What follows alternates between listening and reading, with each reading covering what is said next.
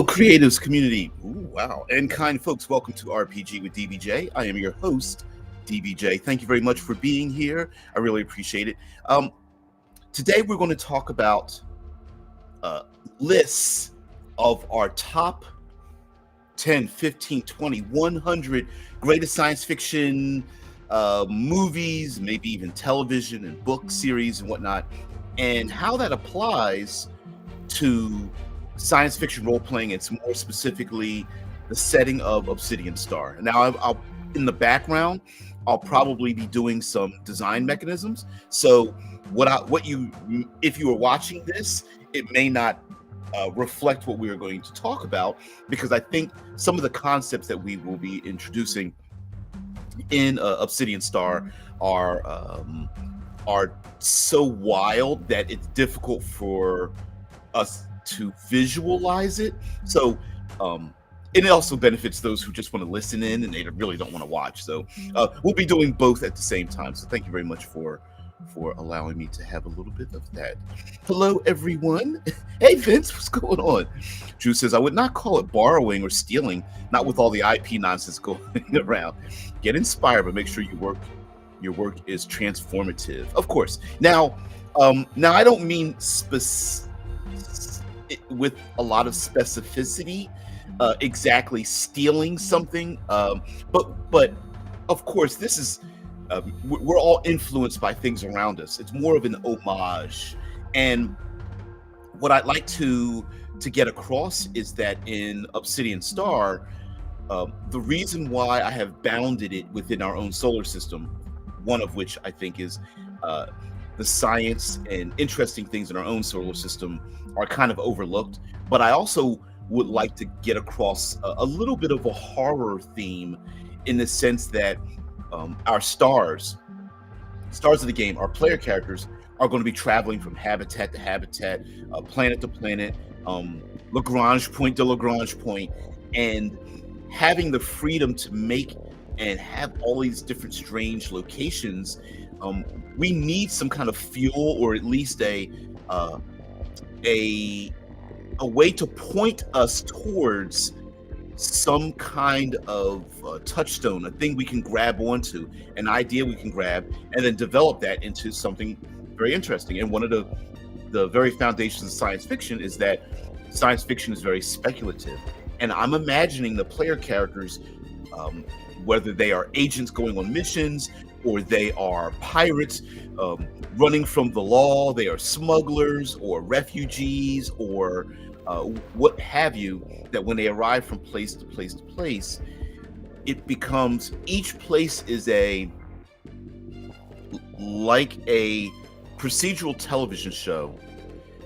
They are exposed to something new and interesting and amazing and a little bit horrific and out of the norm, and using science fiction as a template for that. So of course, if you type in, if you do a little Google foo and you type in like what I typed in was top 100 science fiction movies of all time, and of course you're going to get lists from IMDb.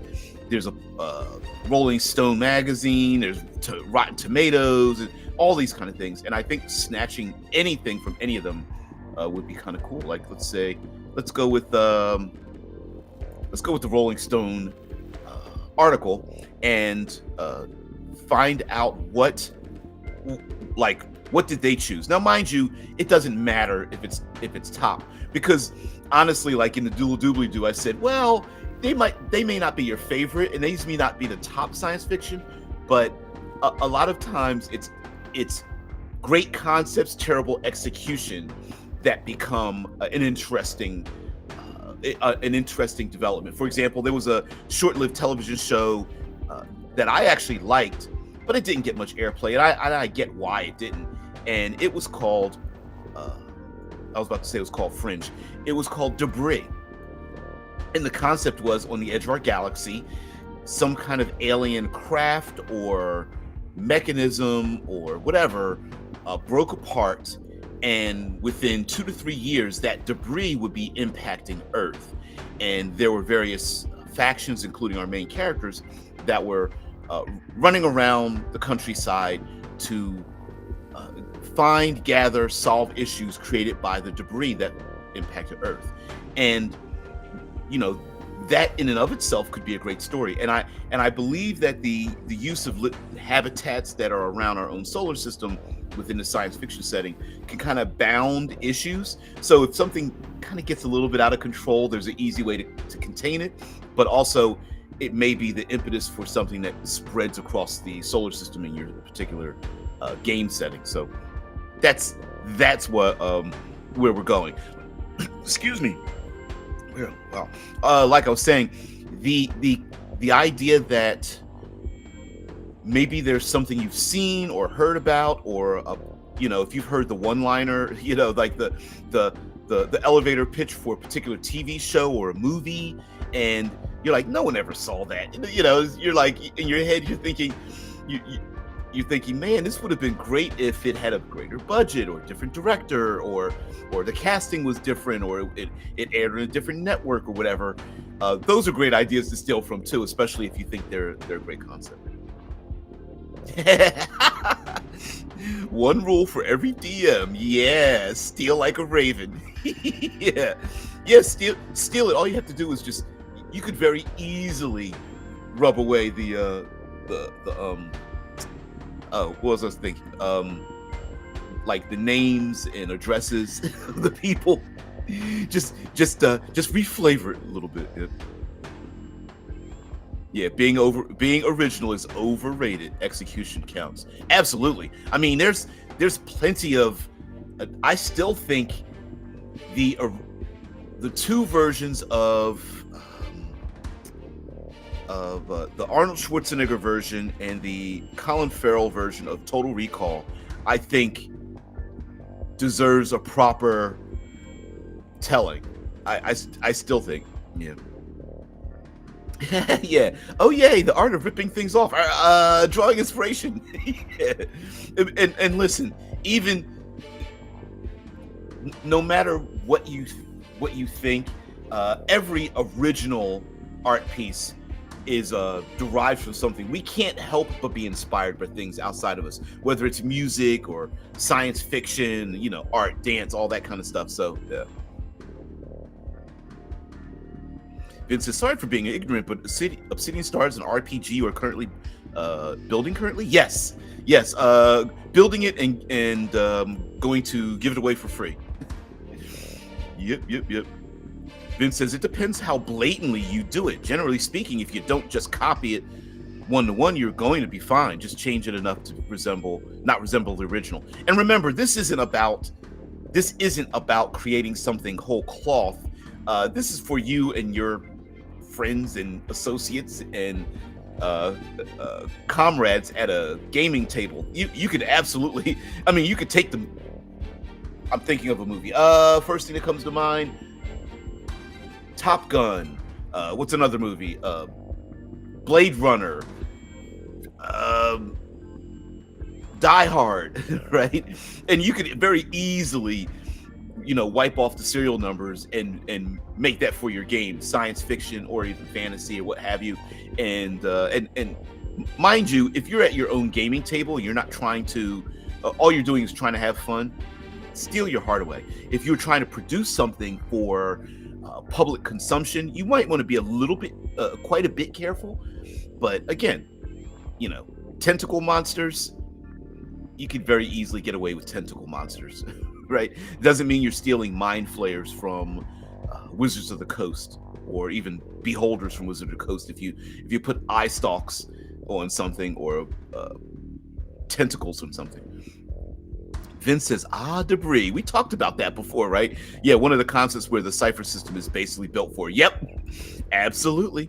And listen, there's a lot of little concepts from Obsidian Star that I stole from other things, including like ciphers and such. Yeah, absolutely.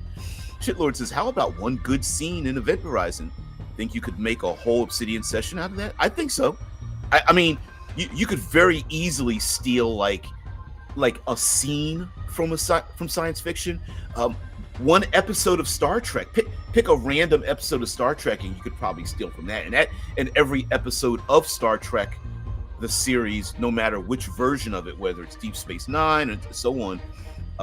In it, uh, The Expanse, Battlestar Galactica, the most recent iteration. Great mind fuel for that. Great mind fuel. I don't know that one, Benat. Liberte tu teme ex infernus. I don't remember that from the movie. Not off the top of my head.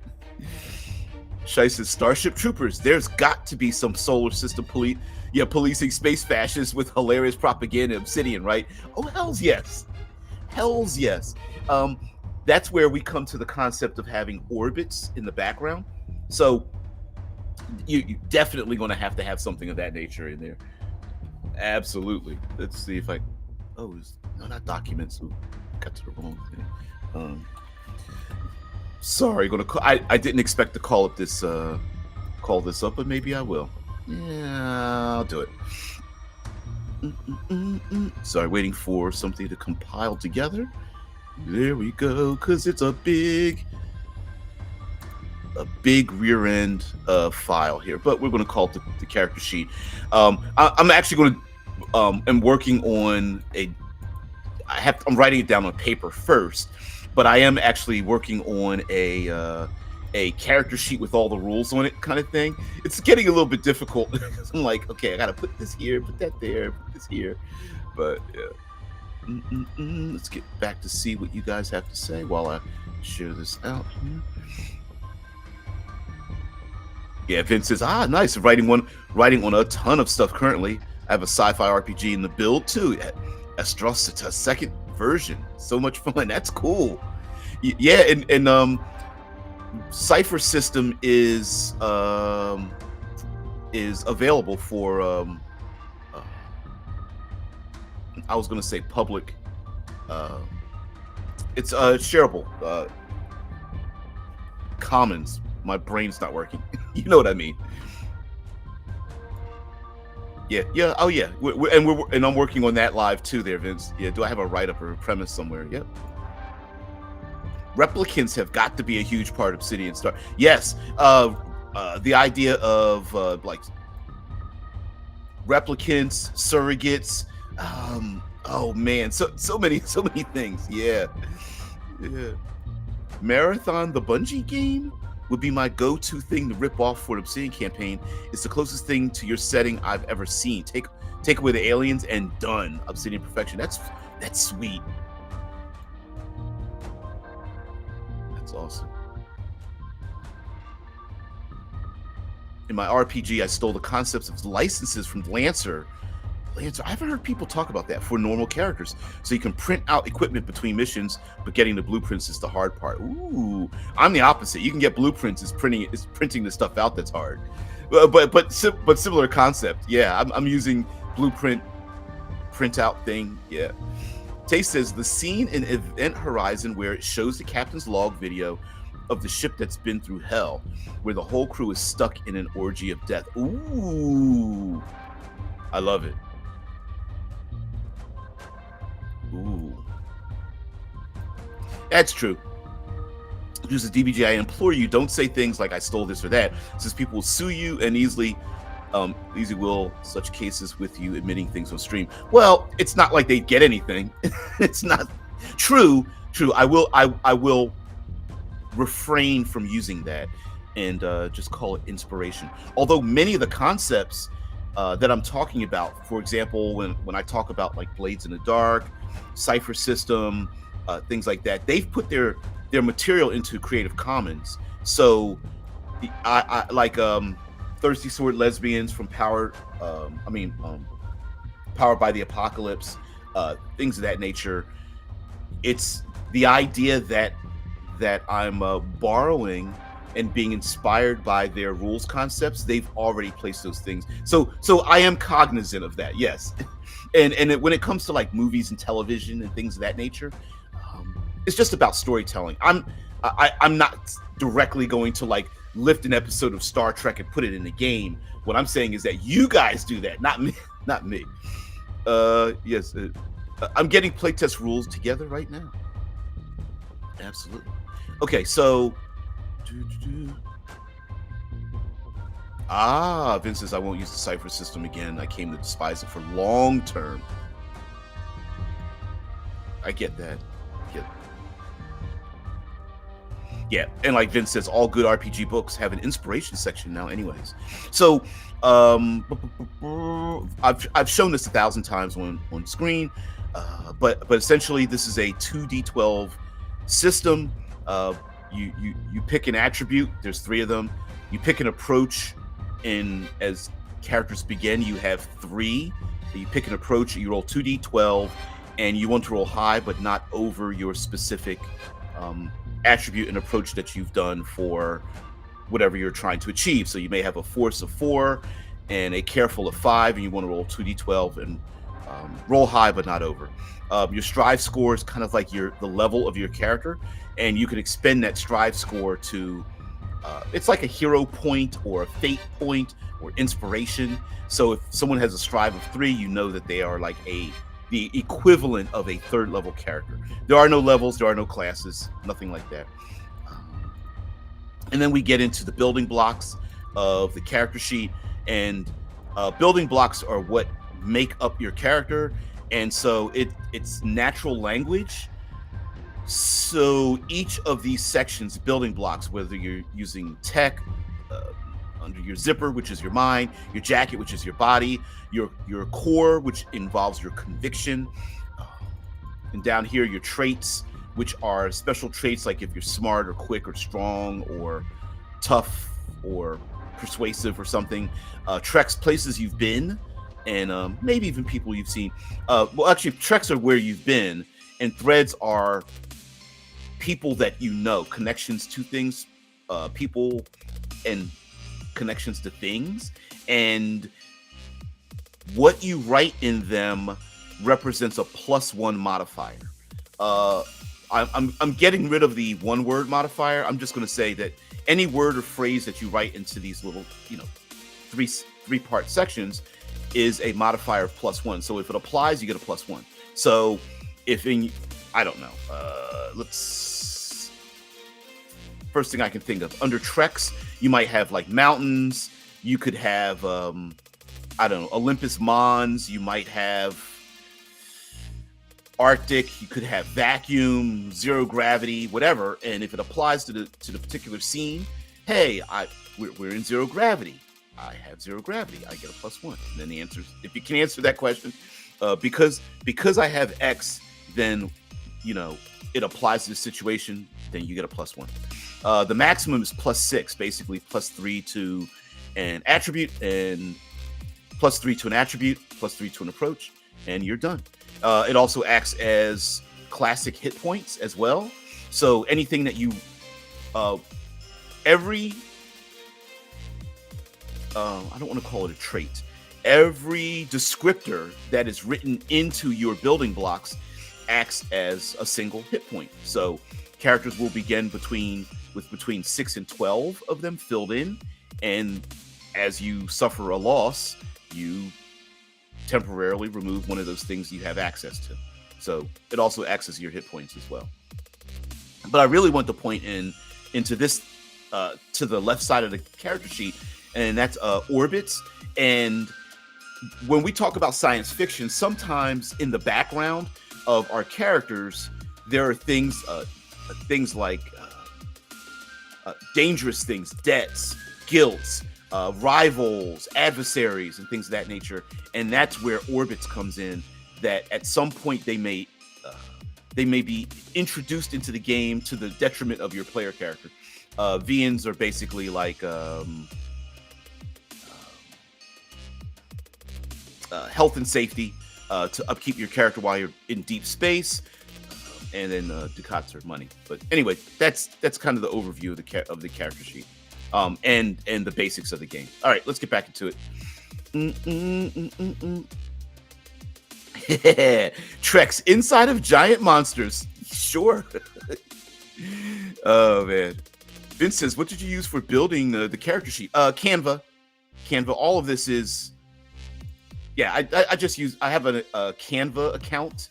I do pay for this, and the Canva account allows me to, pick and move. All of this that I put on here, I did.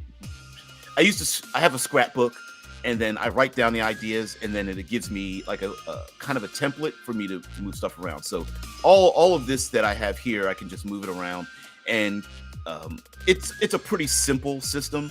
And the Canva system has a natural ability to let me drop things so it falls into place. Like right now, I move this word strive, and when I drop it down, you can see that it centered the word both vertically and horizontally for me, and then I can just drop it there, leave it there, and whatnot.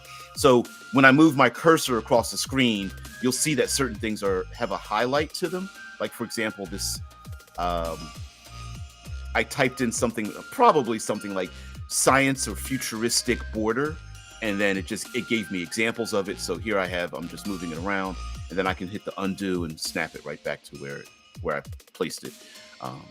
And then I can take things, move it around. I use Canva to make this Obsidian Star logo. I used it to, and then I imported that over, things like that. All this stuff is, borders and things like that. But again, I don't know. I've played around with it so much that I'm a bit used to it. These are other things that I've written up for it. These are rules and things that are horrible fonts. Character creation, and then we have this.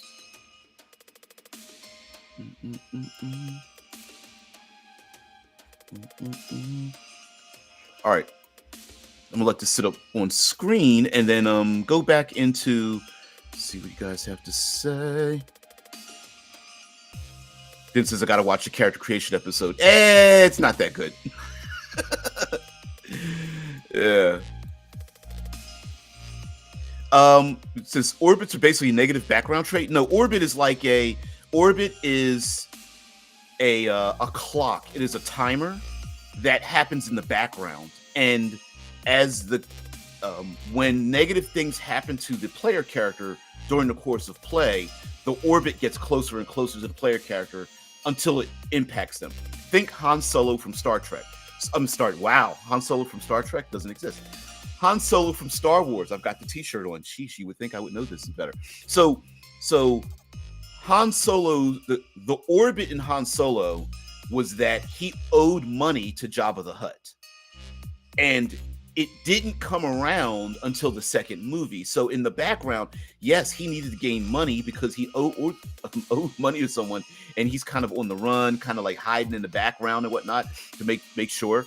The deleted scene from the first Star Wars movie, A New Hope, had him meeting Jabba the Hutt and such. So each character would have something in their background that is this ticking timer, in orbit. And so orbits are basically like clocks. They like 3, 6, 9, 12 segment clocks in the background. And each character begins with one. Obsidian Orange?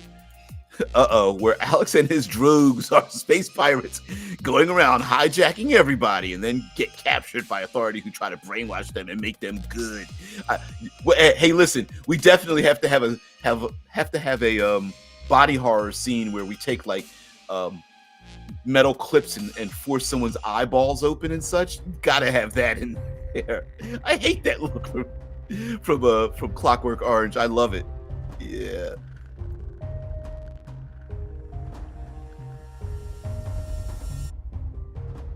Oh, okay. I like making stats and attributes part of the world in various games. I don't know, something just draws me to that.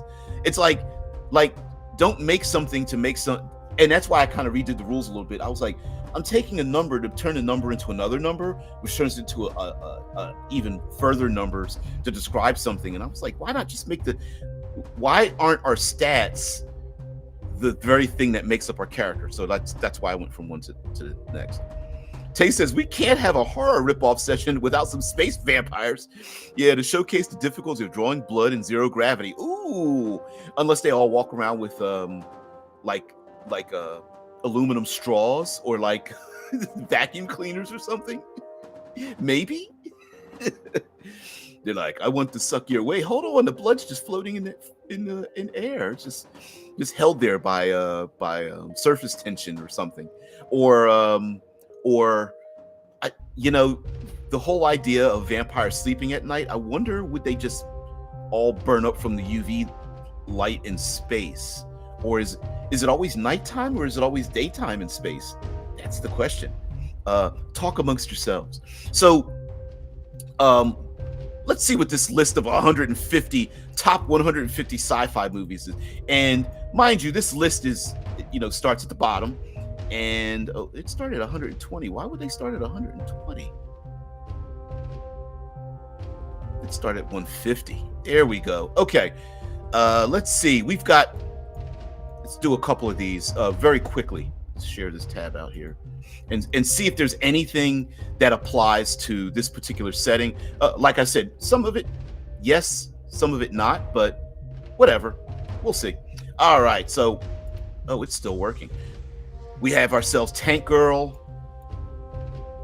Tank Girl's not bad. It's a little tongue-in-cheek. But I could see it. I could see player characters driving around on like the surface of, say, Mars or Luna or someplace like that, and so that would be pretty interesting, to be honest with you. Let's see, the Omega Man. I don't remember Omega Man. Biological warfare has wiped out the human race, leaving one man standing. Charlton Heston is the lone survivor from the plague, fighting off a cult of killer mutants in the deserted streets of Southern California. Oh, it's an adaptation of I Am Legend. Actually, that's a really good one. I Am Legend is very much a vampire styled, concept there, taste. Demolition Man's a good one. Definitely, absolutely a player character's wake up from cold sleep to find out that things have changed a bit.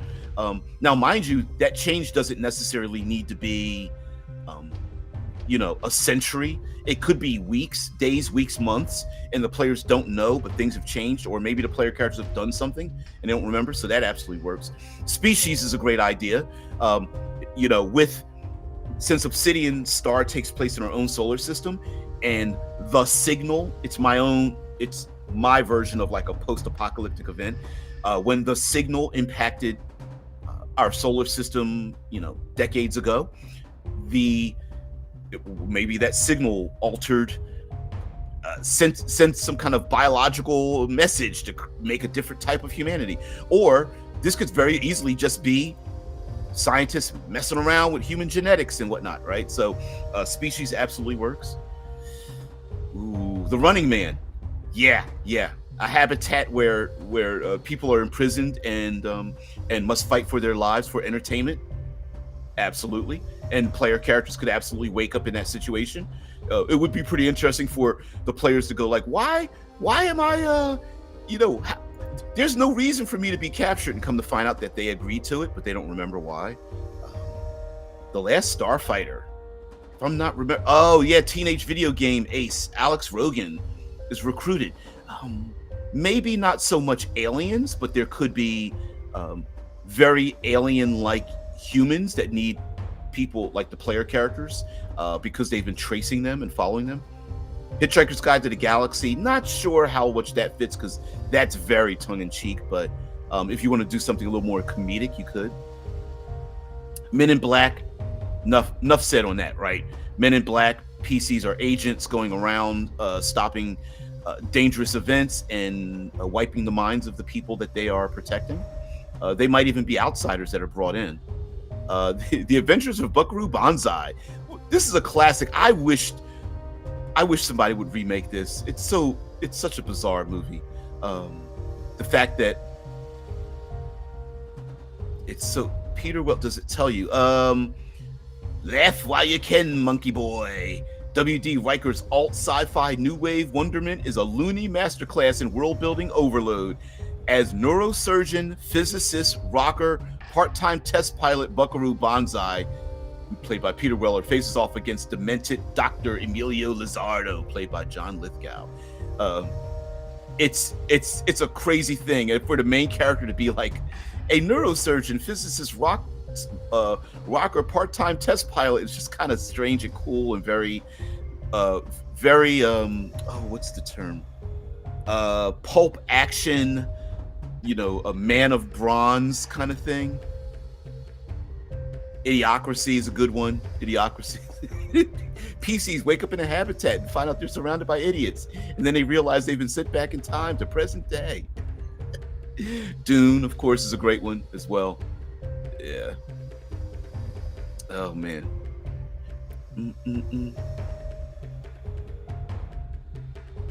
Vince says The Message created some debris. Sure did. I'll let you know about this in just a minute. Let's see. Werewolves in space. There is a moon in sight almost constantly. That's what I was thinking. Yeah. Taste of Banana says Omega Man. That's how you could get your space vampires. Yep. By the vampires in Omega Man / I Am Legend were created by the protagonist. Spoiler alert. Yeah. And through genetic modification, that kind of thing. Demolition Man, where you're in a peaceful, brave new world with no weapons, and then space pirates attack. So you have to break into the Hall of Violence to get the guns from the museum. That's a great idea, right? Player characters arrive in some utopian or wake up in some kind of utopian habitat, or the player characters create that utopian habitat or location or homestead, colony, or whatever. Or the player character, they wake up there and then they realize, we're going to be attacked. And the people here are just very passive. They don't have weapons. They're like, I don't know what you're talking about. Piracy, we've seen that on television. PCs are like, they're about to knock on our door. Yes. Let me get through this. I'll get to your question there, Vince, in just a minute. Shitlord says, and then the future space hippies are too chill to know how to use guns and end up shooting holes in the ship. Yep, absolutely. Heck, the orbit in that session could be the population getting in the way of you trying to solve the problem, right? That's not a bad timer. That we need to stop the pirates from attacking us. Get weapons that are held in storage. And convince some of the more aggressive members of the society to help us out, before the more passive ones are like, you need to stop fighting. Tay says almost all traditional sci-fi will be too unrealistic for Obsidian. I agree, because this is more of a hard sci-fi setting, and yeah. Shai says idiocracy could really happen. People who have never been outside the environment of a spaceship. Heck yeah. Yeah, exactly. And if to be indelicate, there could be a space habitat in which, dare I say, a virus, a bacteria, a mutation, a lack of information causes a generational degradation of intelligence. And the player characters may need to stop it or prevent it, and maybe the people in the habitat don't even know it, or a emergency beacon is sent out, like, we need help, and it's been a long time. It takes the players months to get there, but the people have their intelligence is degraded so much they don't remember them even sending the beacon in the first place. So yeah. Taste of Banana says they were created by a disease, right? In I Am Legend, it was bacteria that made the vampires. Yes, it was. And they were pissed off that that came about, right? It was a disease, I think, that was spread or something. Vince says, how hard should the sci-fi be? If you go into the future far enough, even impossible things could become possible. Yep, K1 societies, Kardashev scale, that kind of thing. Okay, so the Obsidian Star takes place in our own solar system, just bordering the Oort cloud, collapsing inwards, and humanity has traveled out into the great stars. So all the planets and the moons and thousands of the other floating solid bodies in space, and a bunch of man-made habitats exist in Lagrange points around all the planets, from Mercury all the way out to the Kuiper Belt with Pluto and Charon and everything. And but humanity has traveled further out into the Oort cloud and beyond. And one big event was the signal. And the signal was something, it was a digital signal sent back that overloaded every single mechanical object in our solar system, shutting it down. It bricked everything. Every phone, every digital object, every flying craft, every building, every habitat, it bricked every digital system. So many people died from it. Vehicles moving just bricked up and crashed to the ground. People were lost in space. Habitats were cut off. All communication was cut off. And eventually people dug themselves back out. They removed all the hard drives. They overwrit all the destroyed data. Some things were burnt. Many things were burnt out. Again, they turned into bricks. Come to find out that the signal actually deposited information into these systems, which are collectively known as data cores. And each data core is a fragment of that signal. So there's a theory that the signal that was sent back into our solar system was one big giant blueprint or message or something of that nature. And there are scavengers trying to hunt down these data cores. And these data cores are big chunks, like hard drives kind of, that can be activated, that allow us to go from theoretical to physical science, from theoretical science.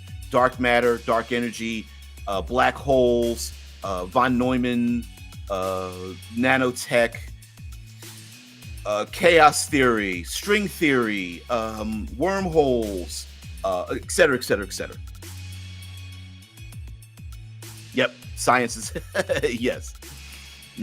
Obsidian xenomorphs. Yeah, instead of being an alien, it's a genetic engineering accident that creates an unstoppable monster. Exactly. Exactly. And the good about that is, like I said, with science fiction movies, just using those as examples, and of novelizations and books and such, we can borrow from them very easily for our games and use some of the concepts. Because let's be honest, a lot of science fiction was created from the question of what if. Speculative fiction, right? What if we could download our minds into different bodies? What if we could open up a wormhole to another place? Now, in Obsidian Star, there is no faster than light travel. There are no wormholes. Those things don't exist except singularly with the discovery of these data cores. And each data core is like a one-use wish fulfillment with a dark end result. Let's put it that way.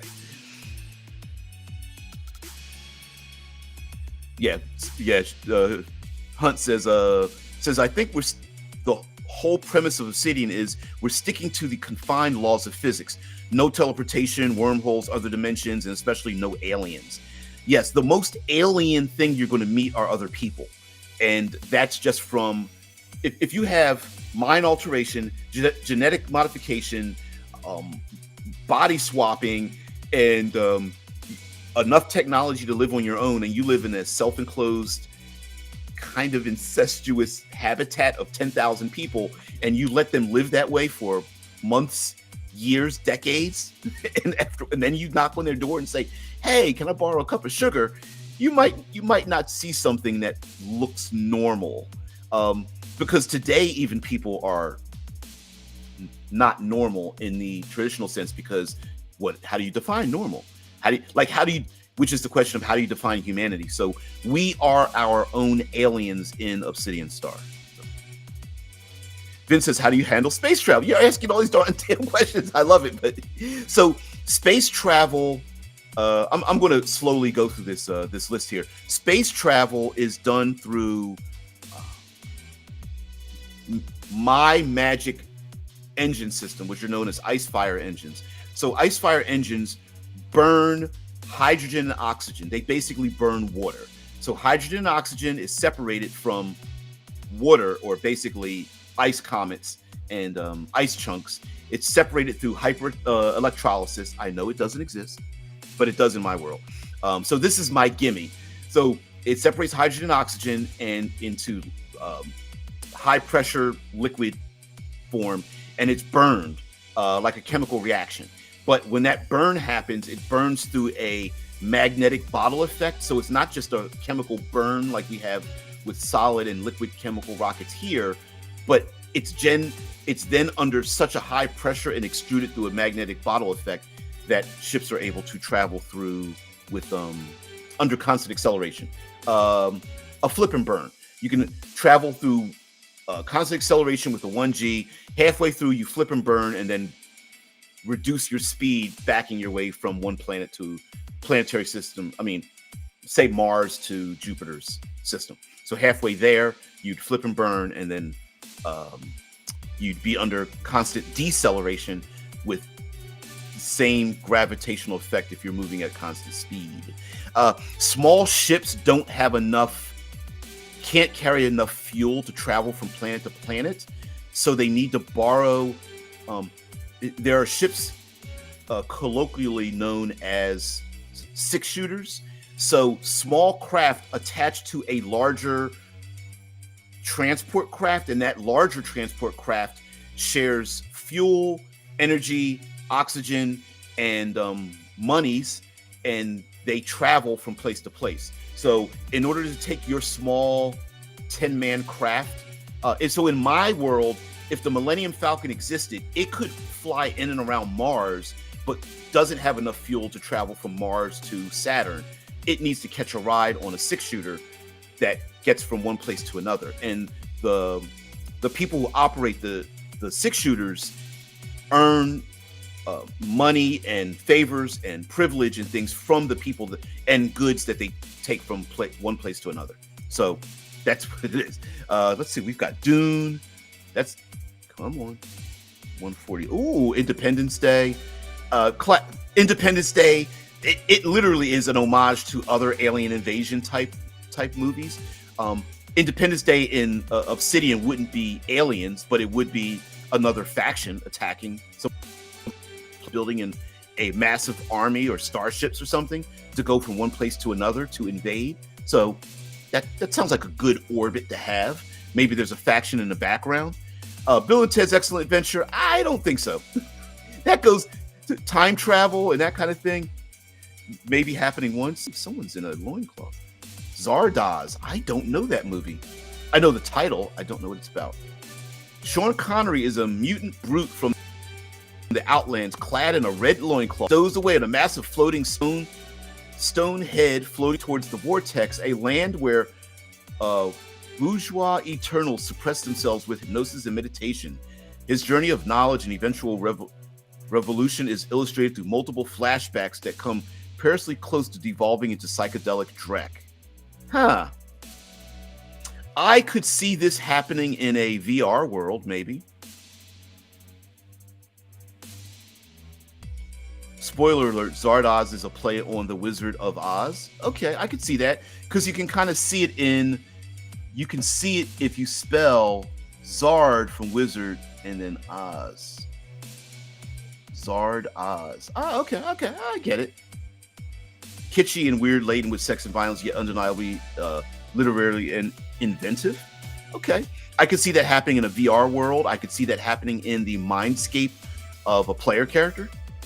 Tron, definitely a plug into the matrix, the flow, the internets and things. Definitely a theft from that.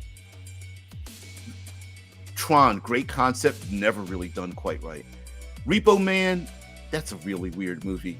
Maybe not so much. Is it science fiction? I don't know if you count it as science fiction. Repo Man's weird. Born in Flames. I've never heard of Born in Flames. Literally never heard of it. We can't do all of these.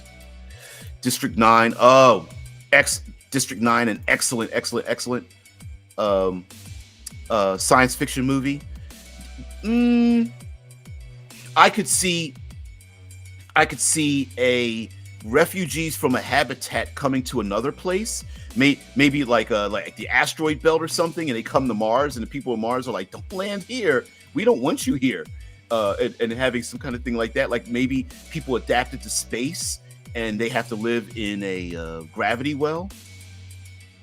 2046. Wong Kar-wai's sequel to the rapturously romantic In the Mood for Love goes back to the future, examining the emotional fallout of journalist Chow Mo-wan, who's exercising his unrequited love in part by writing a sci-fi novel. Okay, all right. Ad Astra. Not very good execution. I get what they were going for with Ad Astra, but man, that movie was dry. Emo astronaut Brad Pitt, heart hardened from intergalactic daddy issues, finally gets word from his absent father, who's been MIA after 29 years on a trip to the edge of the solar system. So, mission-focused Pitt rock hops first to the moon and then to Mars before venturing to Jupiter and beyond in order to save the world and have one last talk with his pops. Yeah, director James Gray merges Heart of Darkness with 2001: A Space Odyssey to create the blazing cold fusion of this chilling trip into the unknown. It's got everything from the horror of zero gravity baboon attack to a lunar DoubleTree hotel. Yeah. But the one you make confronting the metaphysical maelstrom of your own flesh and blood. The Fifth Element, that's a fun movie.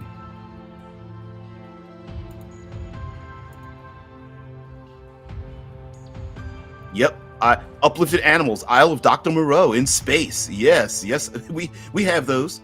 What about Uplifted Animals, plausible yet not possible currently? Oh, there's a lot of things that are not possible that are in Obsidian Star. So it's not hard sci-fi today, it's hard sci-fi in the future.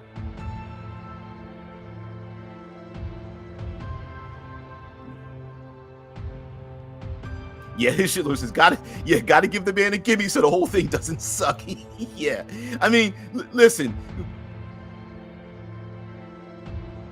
sci-fi in terms of like you faster than light travel is fine, but you know, we don't want gameplay where it's like, hey, let's go to the next adventure. It's going to take you 8 months, right?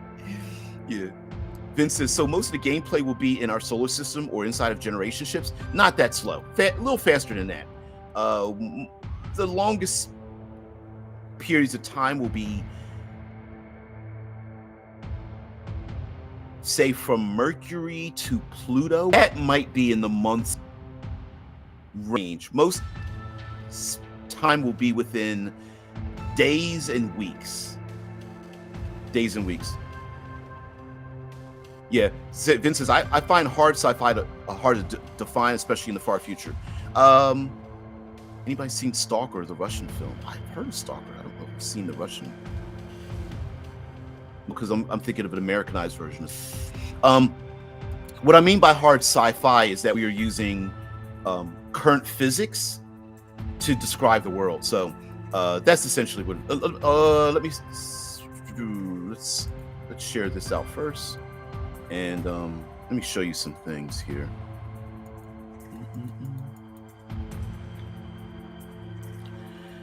So I did this live yesterday for like armor mods and stuff. That needs to be cleaned up. This is a horrible image of what a 6-shooter would look like. But I'll share it out anyway, because why the hell not? I'm thinking this should be more of a rod than a Star Trek style ship, but attached to the side of the ship are smaller craft, and the larger ship travels from place to place under high velocity, essentially. Let's see. Come on. Move for me. So I'm going to page through these, but these are one-page jackets. So every character has a zipper in a jacket. Your zipper is your mind. It's like the hard drive that's in your mind, sitting in the back of your brain. And then your jacket is your body. It is the replaceable thing. So player characters on the moon could be tasked with going to Europa, and instead of traveling there physically, their minds are beamed there as digital information to be downloaded into a zipper, into a jacket that is aquatic, and then go on a mission in the aquatic, moon of Europa. I even saw a recent science thing came across my feed that Minos is a moon that might be aquatic, and there are other aquatic oceans. They believe other aquatic oceans and moons exist in our own solar system. So anyway, these are examples. This is AI art, by the way, just to let people know.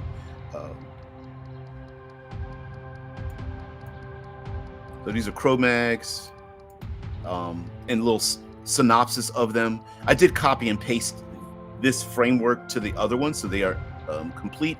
But this is just a breakdown of, sorry, let me go back up here.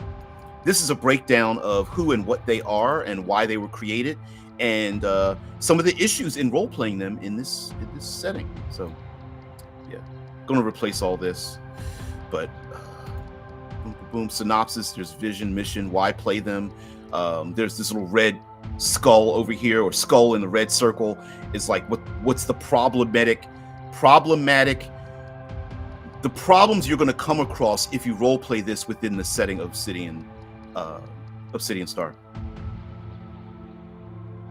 Yeah, Cro-Mags are born, bred, and designed as an enslaved species. They are treated unfairly. They are an underclass. They are victims of prejudice, lies, violence, and authoritarian oppression. Don't put words you can't pronounce there, DBJ. And the Irani. There's plenty of these. The Aji. There's 64 of them you can play. The Talon. The AI art couldn't quite get the people made out of mineral thing, so I picked the best interpretation I could. Canva has an AI art tab you can use, but I am also considering. I've done experiments to replace that AI art with something that I can create with Creative Commons or public domain mechanisms. So I may do that as well. Clone Society, you can play a clone. It's part of a society. The Novus are redesigned humans that live in zero gravity, the deep dark places in the solar system. The Feral are the uplifted animals you guys were talking about. If you're asking, are they humans with animal DNA or animals uplifted with human DNA, the answer is yes.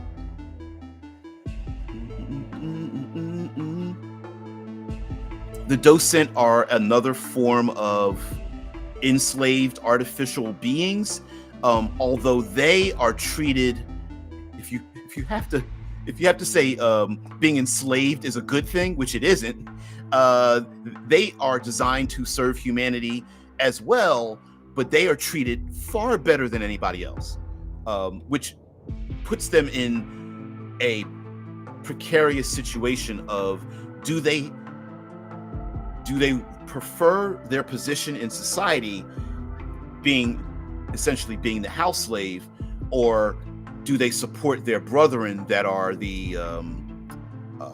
that are mistreated and physical labor, right? Do they join with the field slaves, or do they support their owners? And of course, right over here, the Docent are considered property, equipment, or furniture. When still, they're often ignored. At best, they are servants or data processors. Docent are excluded from discussions of sentient rights. Docent are not feared. They are underestimated. Things like that. I hate this. Craniacs. I don't think I'm going to leave the name. When I say I hate it, I like the word. I don't think it describes them, but it's basically people who have who are minds over their bodies. And then here's the opposite people, the Zenith, who are like pretty body over mind. They're not stupid, but they're just the Zeniths are like, we're perfect people. We look good, and we're we're enduring and beautiful and better than you. Because everyone tells us we are. Because we are. Martians. These lines on their faces are done on purpose. It's dust scarring from the surface of Mars turned into artwork. The Lunarians are people, the original settlers of the moon. Luna, sorry, I didn't mean to cuss at you guys. They live on Luna. They're tall, spindly people, and the originals. The Adrin, like as in adrenal, they are like kind of like adrenal versions of monks, but a little bit too internal. And we got the Verdant, people like that. There's actually some more in here, but let me get away from that. See what you guys have to say. Yeah, it says, who needs aliens? We make our own aliens. Exactly. Oh, Drew. Ooh. Let me do this. Slow clap on that one. Docent are basically white women having enough privilege that they don't want to lose, but still are subjects to patriarchy. Hells yes. Yes, that's, hey, listen, if you can find it here, you can find it out there, right? It's, yeah. Oh man, yeah. I missed a bunch of stuff. Drew says the longest distance should be from one end of the Oort cloud to the other. You're absolutely right on that one. You're absolutely right. Yeah. I forgot. I wasn't measuring an orb. I was measuring a radius and circumference? I was measuring a radius. I wasn't measuring a circumference. No. Vince says, so you have a stat for how many jackets you have? I don't know. I don't know. Don't get. How do I explain this? I know it's not stats, but there's a lot of these, and there's so many of them. I have to go in and fix them and stuff like that. The Neuroforge, I think I might shorten their name, but these are people who basically buy, sell, and trade personalities and information. So if they want to be a neurosurgeon, they can just plug it in the back of their head. They want to be a rocket scientist, they plug it in their head. If they want to become brave or become observant or not need sleep or anything like that, they just plug those chips into their head and they buy, trade, and sell them. So they can't have too many plugged in, so they have to keep one for the other. Genome mancers. So let's see if I can put a space in here.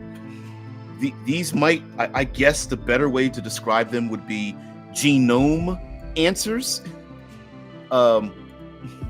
which looks strange if you put a hyphen in there. These are people who have suffered with so much genetic modification. We, of course, developed our own disease. And that disease is something that breaks down the genome. And these are individuals who have been able to survive past birth and are still living with the broken genomes. And so they've been able to control it. And they go around and rescue other people who are forgotten or exiled or quarantined off because of this disease. And they are able to modify their bodies. They are disease carriers, and they are able to modify their bodies and modify their genome. They can produce other body parts. They can shed their skin and look like other people and stuff like that. So pretty nasty. Autons are artificial. They are not artificial general intelligence. They are just artificial intelligence. They are autonomous people, and you can play them and you can decide whether you want to be sentient or not. And it's very natural language. I need to upgrade this. Like I said, it's all AI art on it. A nanomage is somebody who's able to control and manipulate nanotech. People don't like them because you really should not be walking around with von Neumann nanotech, because the whole point of von Neumann nanotech is that it can replicate itself over and over again. It's very dangerous, and but these individuals embrace it as something. As you can see, I did copy and paste, so whatever. Star Knights, power armor people, Zeros are pretty interesting. Zeros have a digital disease that erases all of their information. So Zeros do not have a digital footprint, which sounds awesome if you're a spy and you want to be a badass ninja. It's horrible if you're trying to eat a meal. So, and as you can see, I copy and pasted this. This is not, the words don't match the imagery. But Zeros are pretty horrible because in order to get things done, everybody relies on their digital footprint and their social network and stuff. And Zeros don't have that.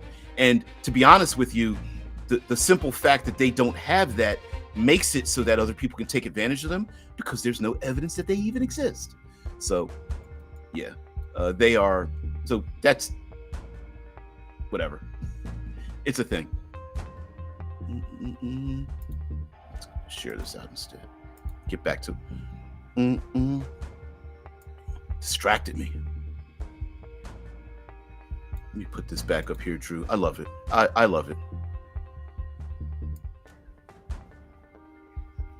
Updated ID poll, just what we need in our escapism. Vince just to call them neuros. Yeah, probably something like that. Shai says a non-fantasy eclipse phase. I guess that would be. Yeah. Well, okay. So, if what's the way to describe this? Post-humanism, the game Eclipse Phase from Post-Human Studios.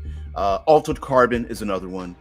GURPS, Transhuman exists as well. I'm not specifically taking from their game systems. What I'm doing is all of those games are using post-human and transhuman theories to make a game, and I'm doing the same thing.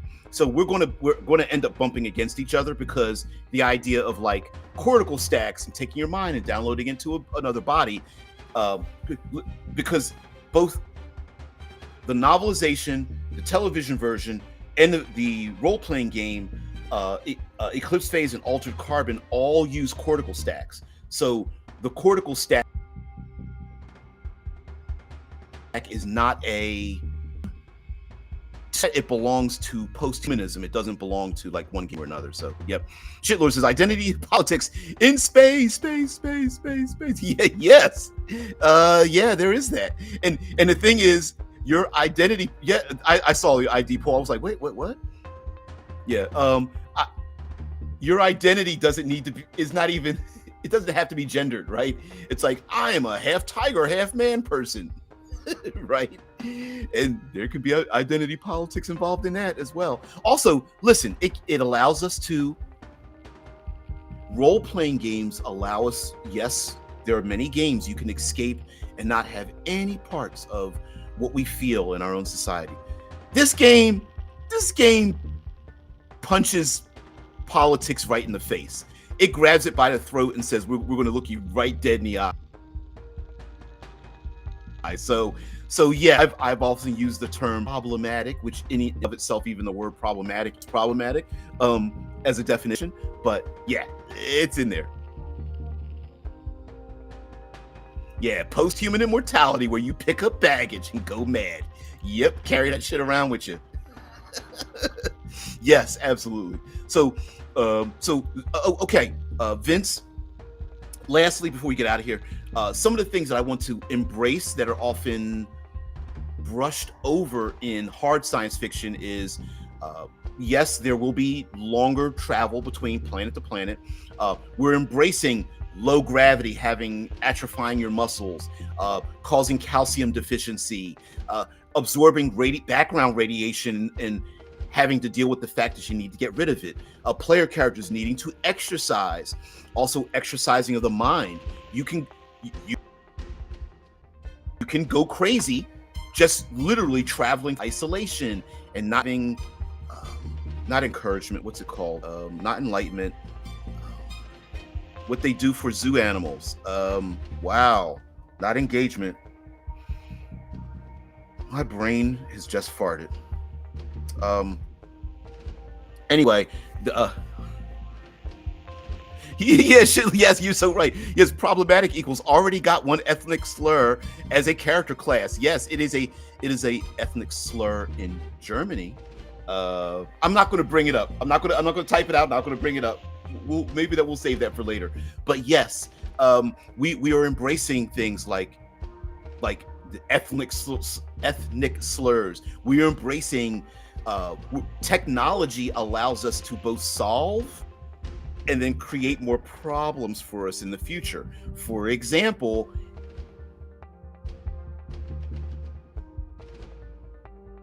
today we have hatred amongst us, like what our belief systems are, where our politics are located, heck, just where we live, right? You don't live here, so I don't like you because you live over there.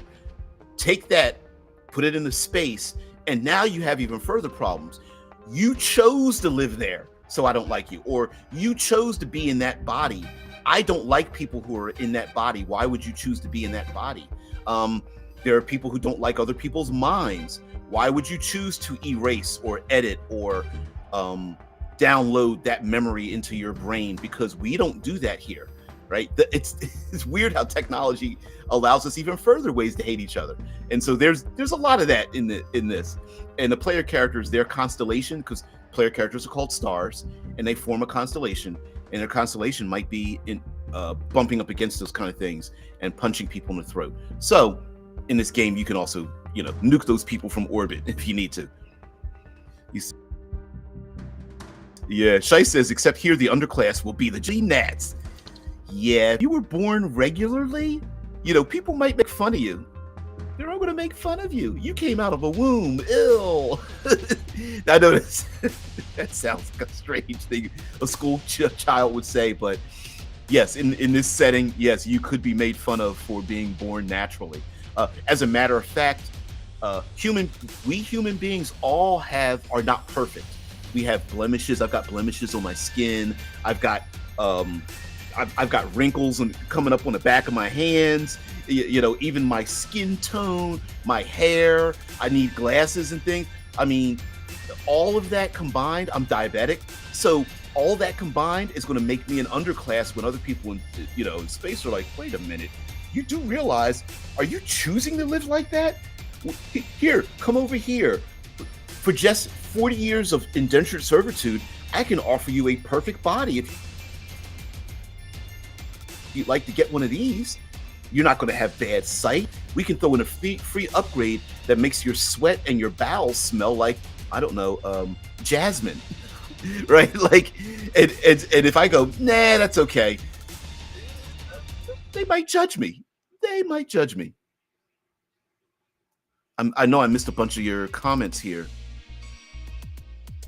Vin says, I think eclipse phase is almost plausible for posthuman's perspective. Yep. We're doing that. This setting is a bit like eclipse phase given a few hundred years further in the future. And what I mean by that is I call it a trillion souls. So there's a trillion people living in our solar system. There is currently being built a solar panel around the sun being constructed. The headquarters is on Mercury, but there are people actively that want to create a Dyson swarm around. Has at least a dozen space elevators in an orbital ring around the Earth. So that's something else that's a bit different as well. Elon Musk sends you to harvest an asteroid and you wake up from hypersleep 300 years later. So you're a present day man trying to make it in the 25th century. That's your campaign challenge. Yeah, I got lost. No need to be perfect as long as you're most excellent, right? Yeah. And look, I get that this game, by it existing, it gets out there in the public, could rub people the wrong way. But I'm hoping that people embrace it so that it is a safe space to challenge it's like Star Trek, right? It's a safe place to challenge the issues that we have in our own world. Just like Battlestar Galactica was did a Star Trek styled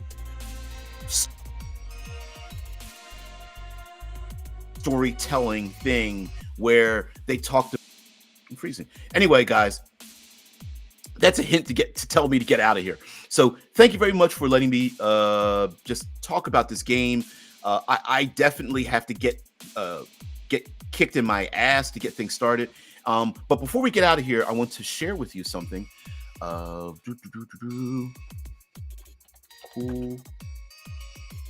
name goes here. Cool name RPG. So let's see, share this tab instead.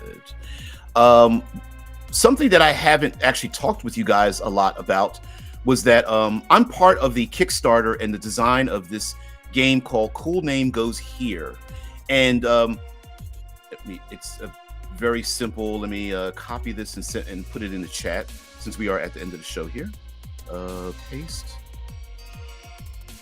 Shitlord says, I hope it becomes well known enough to rub people the wrong way.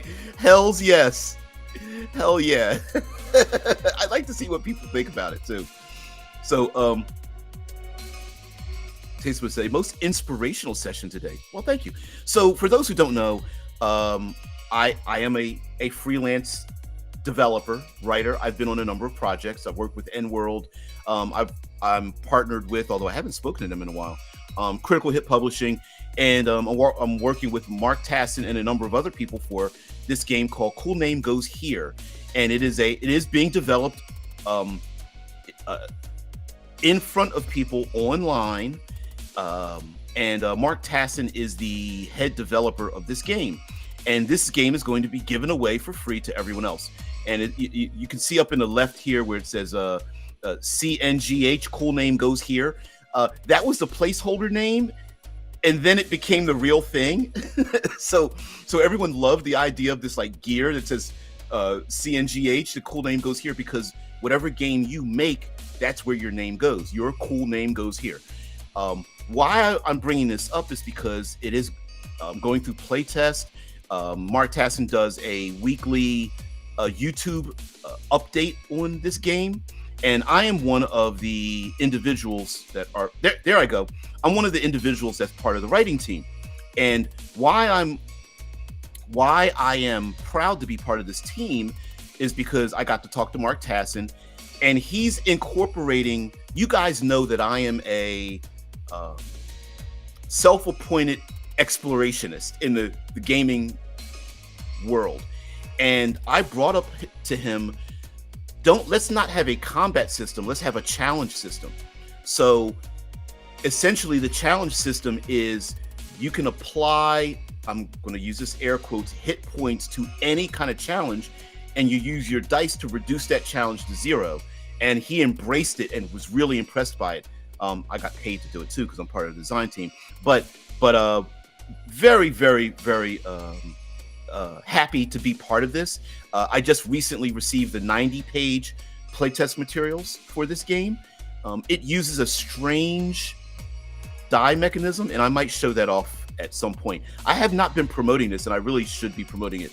So I'm one of the designers along with these other people, Crystal and Robin Laws and Marlo and Eloy and other individuals. I'm like, why am I up with these other Kenneth Height? I'm like, how the hell did I get to be with these people? Casey Stevens, yeah, I'm one of these people. So, so I'm like, how the hell did I get here? So Mechanical Muse is the channel that does the update on this, and maybe one day I might even show you. I even considered using the at the time untested and unwritten Cool Name Goes Here rules for my game, but I'm not. I don't know. And I'm going to click this link for the rules. Here we go. And these are the playtest core rules. And it basically, you just click any one of these, like encounters. You go right here, and it shows you what encounters are and what the counter types are. and combat encounters, action encounters, social encounters, which are all done exactly the same way, et cetera, et cetera, et cetera. Cool name goes here. Basics. Where's the? I want to show you the table. Is it right here? Nope, nope, nope. Sorry, I know I'm flipping through this very quickly. That's not what I want.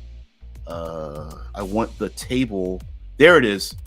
This is the core of the game.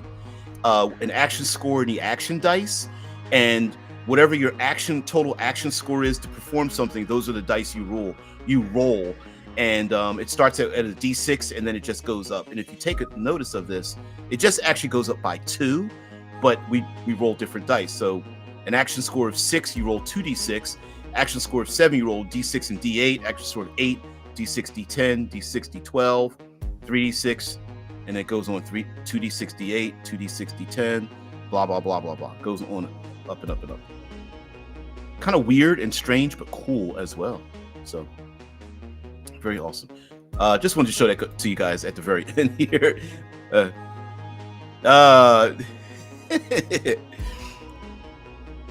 Inspiration's code for rip off, right? Yeah. Drew says DBD has a finger in every pie. Opportunity is preparation plus luck. So my channel has been around long enough, and I've worked with enough people and spoken with enough people that I was invited to be part of this project, and I'm very proud to be part of it, and it's kind of cool. It's very cool, and I'm glad that I was able to introduce, like, in this game. I hope this game really embraces the fact that everything doesn't need to be solved through combat, but it can all be solved through the active participants coming up with creative ways to solve the problem.